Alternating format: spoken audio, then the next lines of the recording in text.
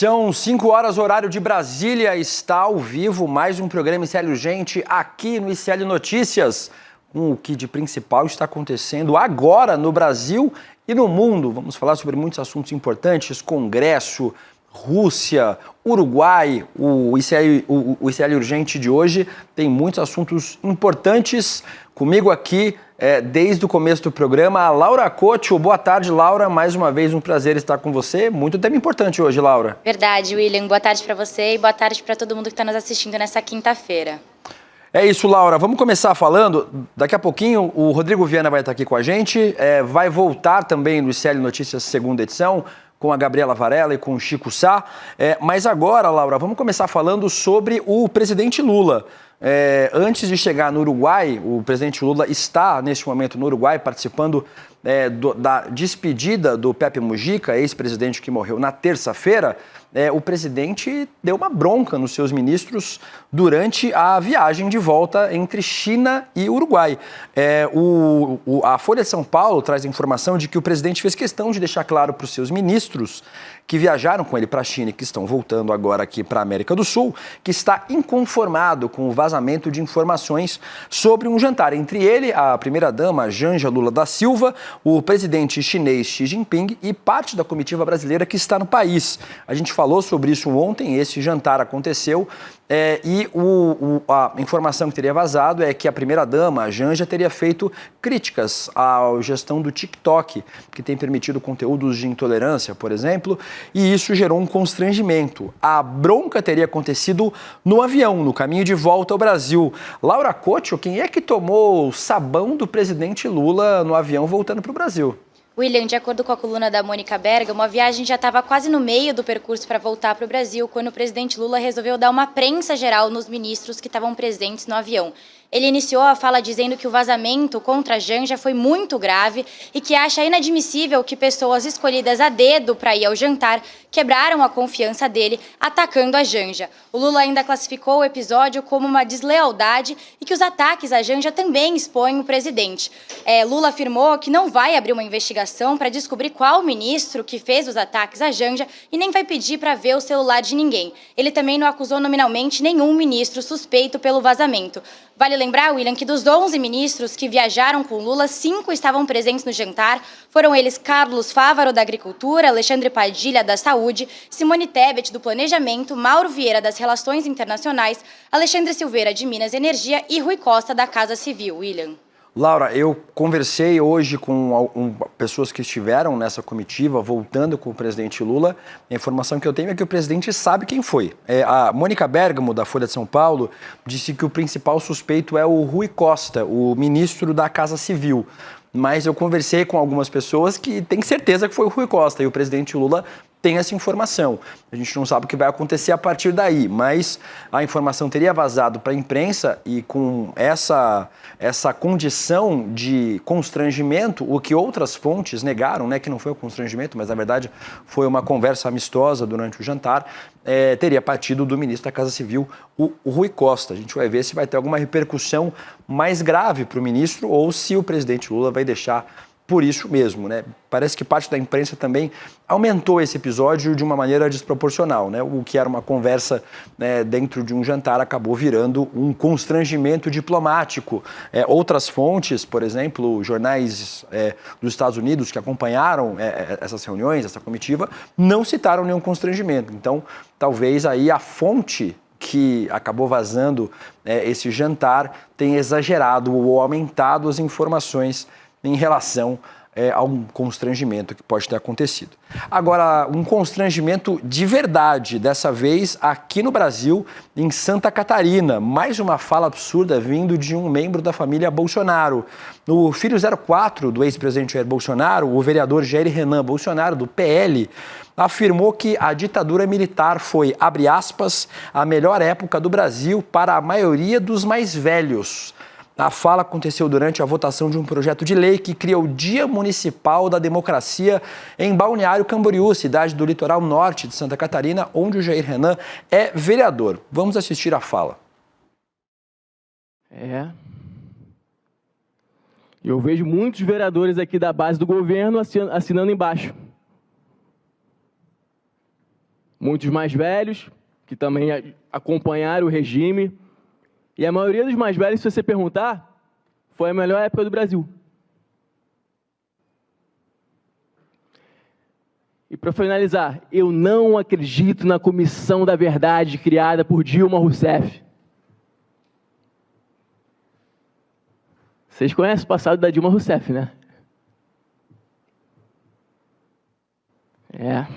Essa galerinha aí é fogo. A gente já pede desculpa, né, Laura, por ter trazido o Jair Renan Bolsonaro aqui para quem está assistindo o ICL Urgente, mas a fala absurda precisa ser questionada e parece que vereadores na Câmara de Balneário Camboriú fizeram isso, né? William, nada mais me surpreende, mas essa proposta que sugere a criação do Dia Municipal da Democracia em Balneário Camboriú, ela é de autoria do vereador Eduardo Zanata, do PT. O projeto prevê uma comemoração da data por dia 3 de março, em homenagem ao primeiro prefeito da cidade, o Higínio Pio, que foi assassinado em 1969 pela ditadura militar. Em resposta ao Jair Renan, o Zanata afirmou que o passado da cidade não deveria ser reescrito por quem, abre aspas, não conhece a história da cidade e nem a história do próprio país. William. Laura, como as pessoas que assistem aqui o ICL sabem, eu cresci em Santa Catarina, morei quase a minha vida inteira em Balneário Camboriú. Quem já foi para lá sabe que tem uma praça na Praia Central que chama Praça Higínio Pio, em homenagem a esse prefeito. Higínio Pio foi o primeiro prefeito de Balneário Camboriú, a cidade foi criada nos anos 60, e o Higínio Pio foi o primeiro prefeito.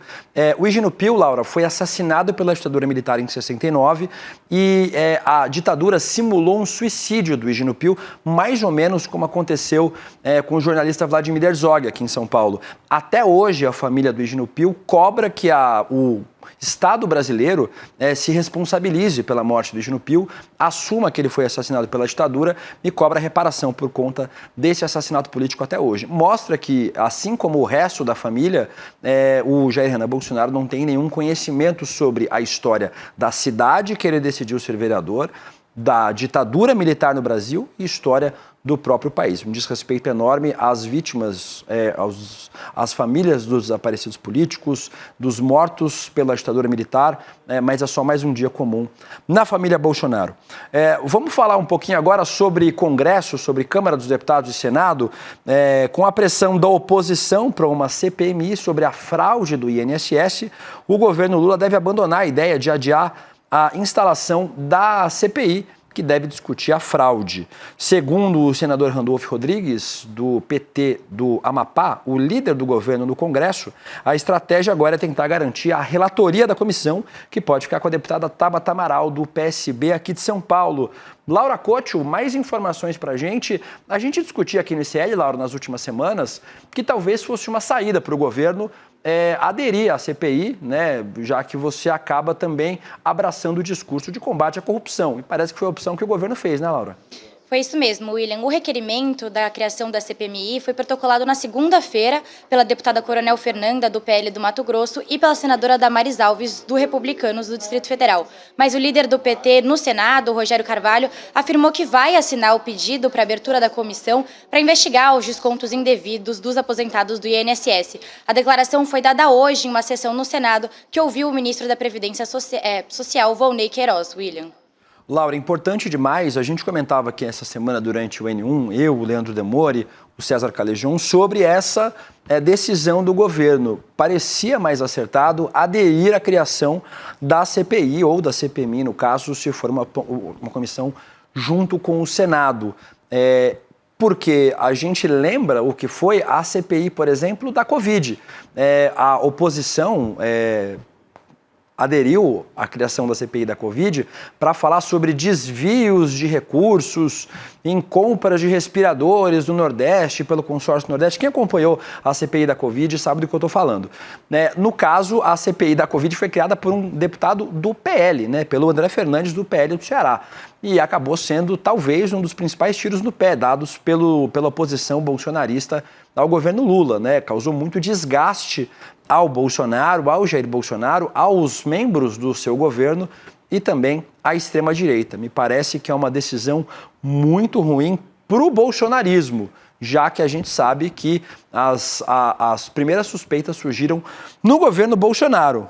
E isso tem a ver com o que o Jornal Nacional da TV Globo trouxe Ontem, um servidor do INSS denunciou os descontos indevidos em pensões e aposentadorias à Polícia Federal ainda em 2020. Quem era o presidente da República em 2020? Era o Jair Bolsonaro.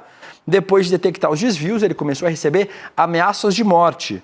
O servidor, que trabalhava na direção central do INSS, disse que detectou um aumento anormal no número de associações e de uma entidade investigada em 2020. Para vocês terem uma ideia, essa entidade passou de 80 mil para 250 mil associados em apenas 9 meses, um crescimento de 212%. Lembrando, 2020, durante a pandemia de Covid-19.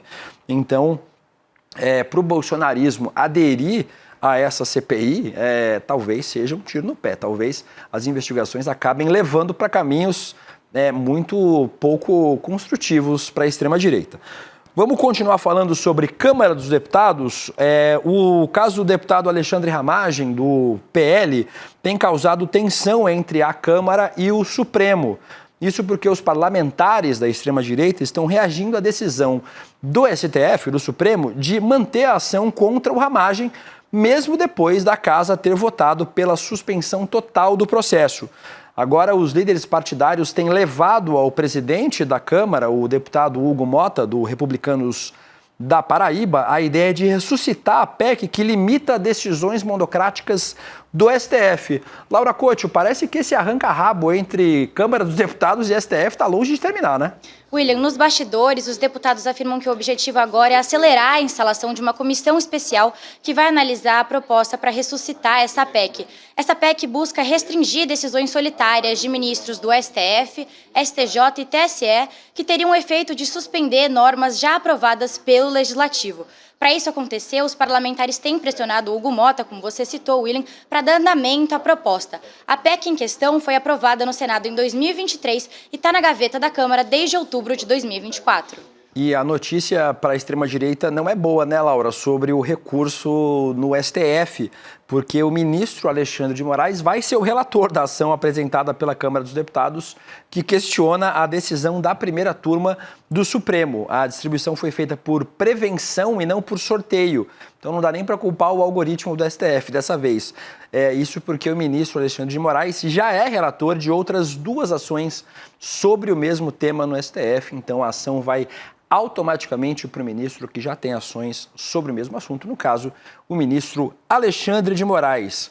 Ainda sobre Câmara dos Deputados e tensão com o Supremo, dessa vez o deputado Nicolas Ferreira, do PL de Minas Gerais. O clima já não está bom e tende a ficar ainda pior. O deputado Nicolas Ferreira protocolou um pedido de impeachment contra o ministro do STF, Flávio Dino, por suposto crime de responsabilidade. A representação acusa o ministro de atuação político-partidária, o que é proibido para ministros do Supremo. Laura Couto, a gente falava sobre tensões entre STF e Câmara, mais um capítulo agora protagonizado pelo deputado Nicolas Ferreira. Pois é, parece que essa tensão só vai acirrar cada vez mais. Essa decisão do Nicolas Ferreira aconteceu depois que o ministro Flávio Dino sugeriu uma chapa imbatível para as eleições do governo do Maranhão, encabeçada pelo Felipe Camarão, do PT, atual vice-governador do estado. A declaração do ministro Dino aconteceu durante uma aula magna do curso de Direito do Centro Universitário da UNDB, em São Luís, no começo da semana. O evento contou com a presença do Felipe Camarão, que também é professor da universidade. Na ocasião, o Dino disse o seguinte, abre aspas, "É um prazer te ver, Felipe. Em nome dessa amizade, quero te dar uma sugestão. Coloque Tereza como vice-governadora, que essa chapa vai ficar imbatível." A Tereza que ele cita é professora de Direito, Tereza Helena Barros, William. Laura, sem querer concordar com o Nicolas Ferreira, o ministro Flávio Dino podia ter evitado esse constrangimento. Desde que assumiu a toga e deixou o mandato, né, o ministro Flávio Dino tinha sido eleito senador da República, antes tinha sido deputado, tinha sido ministro, tinha sido governador de estado. Flávio Dino não precisava desse constrangimento. Me parece claro que, como sempre, as proposições da extrema-direita, da oposição no Congresso, são extremadas, né? Assim como quase tudo que a extrema-direita faz. Mas, nesse caso, o ministro Flávio Dino podia ter se poupado de ter que responder agora a esse pedido de impeachment. Não me parece que exista hoje clima político para aprovar o impeachment de um ministro do STF, mas, obviamente, o que a Câmara dos Deputados, o Centrão e em especial a extrema-direita puder fazer para desgastar essa relação entre os parlamentares e os ministros do Supremo, eles farão. Mais uma tentativa de desgastar a imagem pública de um ministro do STF, e em especial o ministro Flávio Dino, que tem sido aí uma voz muito ativa para discutir as emendas parlamentares, a farra das emendas. O ministro Flávio Dino é quem tem segurado esse tema na unha no STF.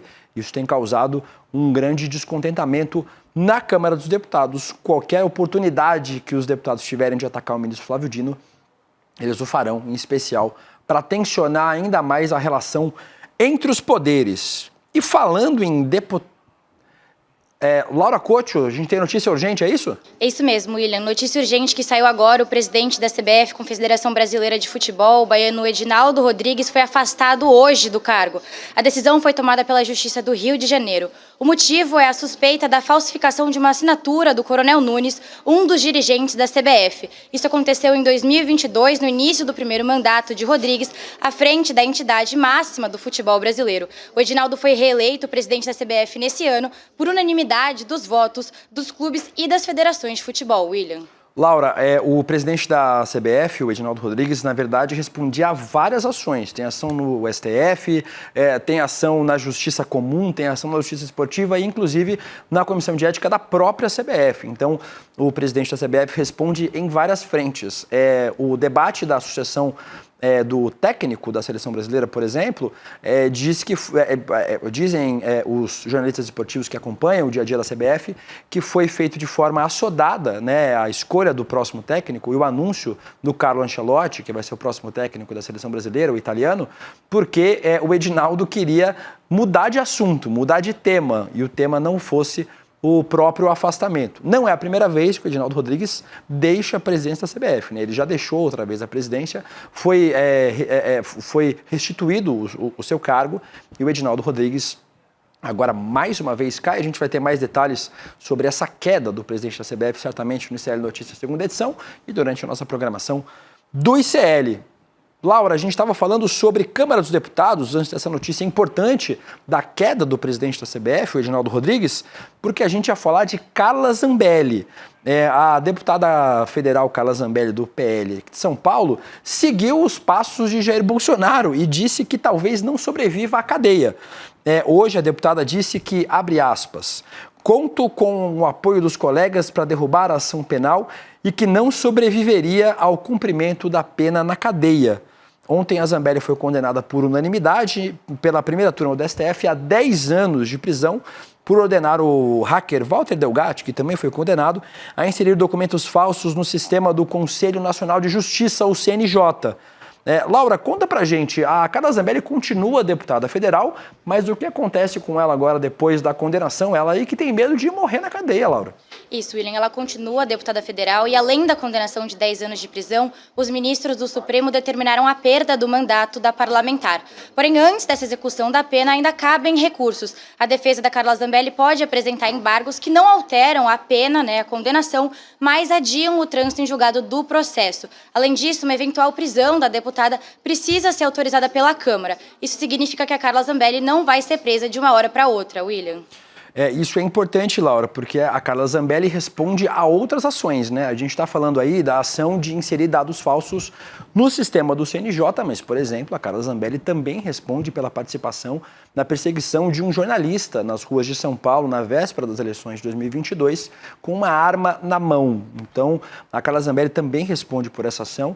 Muito complicado na justiça, difícil salvar o mandato da Carla Zambelli, mas, de qualquer forma, me parece que ela segue aí o caminho da vitimização escolhido pelo Jair Bolsonaro. A Carla Zambelli certamente não vai aguentar a cadeia, porque, ao contrário de outros nomes da política brasileira que enfrentaram condenações judiciais, que enfrentaram as consequências dos seus atos e, muitas vezes, condenações injustas, como ficou comprovado no caso do presidente Lula, que foi preso, aceitou a prisão, ainda que injusta, e recorreu dentro do Estado Democrático de Direito. O presidente Lula foi condenado por um juiz parcial, em conluio com o Ministério Público, mas ainda assim escolheu não fugir do Brasil, não usar a tornozeleira eletrônica, não fugir da condenação difamação. Foi condenado, cumpriu parte da pena e aí conseguiu, na justiça, através do sistema democrático, sua liberdade e que a sua condenação fosse anulada. Me parece que a Carla Zambelli, o Jair Bolsonaro e grande parte dos parlamentares da extrema-direita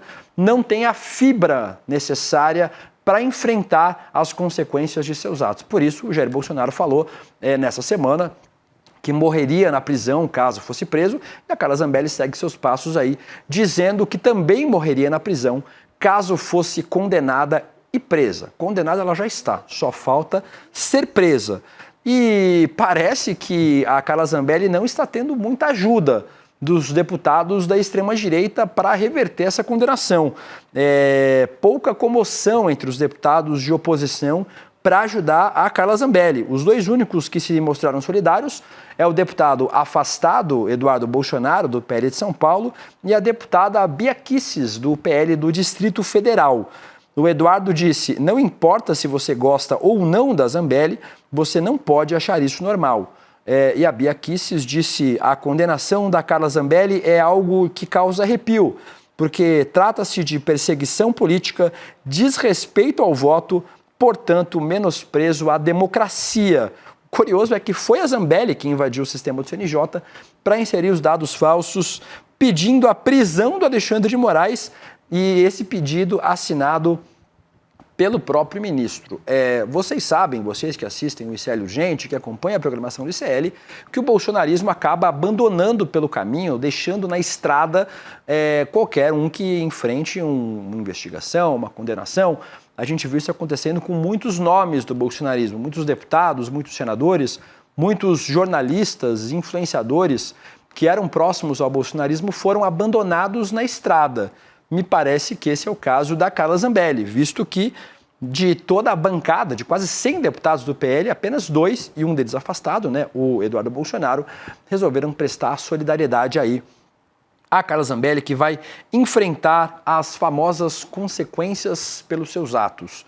Vamos continuar acompanhando para ver se a Carla ganha um pouquinho mais de solidariedade dos seus pares. Lembrando que há algum tempo atrás, o ex-presidente Jair Bolsonaro atribuiu parte da sua derrota nas eleições de 2022 a Carla Zambelli, o episódio que eu citei agora há pouco da Carla ter perseguido um homem nas ruas de São Paulo com uma arma.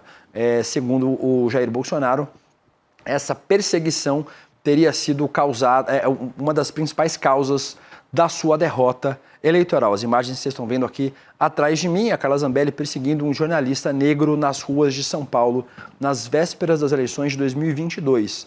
Então me parece que a Carla Zambelli, que ainda não está efetivamente condenada por este caso, foi condenada agora por conta da invasão dos sistemas do CNJ. Então, Carla Zambelli com uma complicação muito grande na justiça. Fala agora um pouquinho sobre imigração e sobre extrema-direita ainda, mas agora em outros países.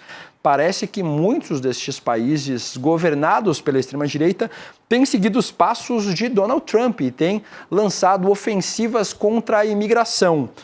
O Senado da Itália aprovou nessa quinta-feira um projeto de lei que restringe a concessão de cidadania a descendentes de italianos que nasceram em outros países. O projeto propõe que apenas filhos e netos de italianos tenham direito à cidadania, mas em condições muito específicas. A gente tem acompanhado, Laura, várias iniciativas ao redor do mundo de projetos contra a imigração. Parece que a Itália, que é governada pela extrema-direita, também vai avançando nesse sentido. Esse projeto de lei da Itália, William, vai para a Câmara dos Deputados e aí sim vão decidir a votação se o decreto vai virar uma lei definitiva. Se aprovada, a norma pode afetar milhares de descendentes italianos, incluindo brasileiros, bisnetos e trinetos italianos que buscam a cidadania também podem ser afetados, William. Laura, a gente falava ontem que o governo da Argentina publicou um decreto dificultando a imigração no país. Entre as medidas está a obrigatoriedade de turistas terem plano de saúde e de não terem antecedentes criminais. Vai dificultar um pouco a vida dos bolsonaristas golpistas que foram buscar asilo na Argentina, né? Mas na contramão do Donald Trump, do Milei, do governo da Itália, da Giorgia Meloni, a China vai conceder isenção de visto para brasileiros para viagens de até 30 dias. A medida entra em vigor no dia 1º de junho e valerá por 1 ano. A declaração foi dada pelo porta-voz do Ministério das Relações Exteriores da China, Liang Jian, durante uma coletiva. Laura, traz para a gente mais informações. Daqui a pouco eu vou falar também do presidente Lula, que voltou da China agora. Essa é uma conquista diplomática, né, do presidente Lula nessa viagem à China. Eu vou trazer daqui a pouco também uma sonora do presidente na volta da China. Mas fala um pouquinho para a gente sobre essa isenção anunciada hoje pelo governo chinês. Claro, eu vou explicar um pouquinho aqui. Essa isenção do visto de viagem de até 30 dias vai valer para viagens de turismo, negócios, visitas de famílias e amigos, intercâmbio e trânsito. Argentina, Chile, Peru e Uruguai também foram incluídos nessa lista da isenção, William.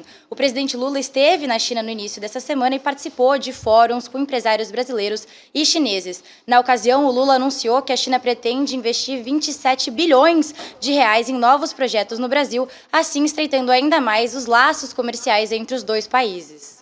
Laura, a gente chamou no começo do programa o Rodrigo Viana aqui a participar dessa edição do Urgente. O Rodrigo não conseguiu, por conta de problema técnico, participar agora. Vamos torcer para que ele consiga entrar daqui a pouquinho no ICL Notícias segunda edição, com a Gabriela Varela, com o Chico Sá e com o grande elenco do nosso ICL N2. Mas o Rodrigo conseguiu gravar uma entrevista com o presidente Lula durante o funeral de Pepe Mujica. Lembrando, o ex-presidente do Uruguai morreu na última terça-feira e o seu velório tem durado 3 dias, inclusive, para que um grande volume de uruguaios que vão até o Palácio Presidencial prestar suas últimas homenagens ao ex-presidente, um dos principais líderes políticos do campo progressista na América Latina. O Rodrigo gravou com o presidente Lula. Vamos ouvir o que o presidente disse sobre Pepe Mujica. Eu estou vindo de uma viagem de Pequim. Eu ontem fiquei sabendo da morte do companheiro Pepe Mujica e imediatamente liguei para o presidente Amandu para saber que hora que ia ser o velório, porque eu não queria que o Pepe fosse cremado ou enterrado sem que eu pudesse me despedir do Pepe Mujica. Foram 25 horas de voo até aqui para prestar uma homenagem a um político que eu não o respeito apenas como político. O Pepe Mujica é mais do que isso. O Pepe Mujica é um ser humano muito, muito especial para quem pensa no passado, para quem pensa no presente, para quem pensa no futuro. O que é gratificante para nós, seres humanos, é que uma pessoa como Pepe Mujica não morre. Se foi o corpo dele, a carne dele se vai, mas as ideias que Pepe Mujica plantou em todos esses anos, inclusive a generosidade de um homem que passou 14 anos no cárcere e que conseguiu sair para a liberdade sem nenhum ódio das pessoas que os aprisionaram, das pessoas que o torturaram. Isso é uma dádiva de Deus que só é concedida a seres humanos superiores. E o Pepe Mujica é um ser humano superior. É uma pessoa que tem poucas no mundo com a similaridade, com a competência política, com a capacidade de falar com, sobretudo, a juventude, como o Pepe Mujica. Eu conheci na minha vida muita gente, muitos políticos, muita gente que eu gosto, muita gente que eu respeito, mas o Pepe era aquela figura especial. O Pepe era aquela figura mais carinhosa, aquela figura em que eu aprendi a respeitar, admirar e a seguir cada passo que o Pepe dava depois que ele assumiu a presidência do Uruguai. Então eu não podia deixar de vir me despedir dele e da esposa dele, que tanto quanto o Pepe é uma figura muito admirável.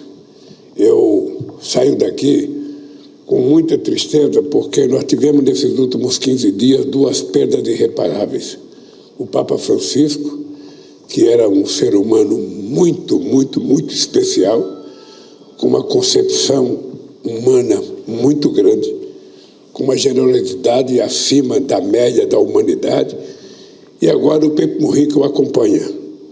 E eu espero que os dois juntos onde eles estiverem no céu, não deixe de olhar e conseguir abençoar para que a humanidade seja melhor, para que a humanidade seja mais fraterna, para que a humanidade seja mais generosa e que a política possa ser feita de forma mais digna, mais respeitosa e mais solidária.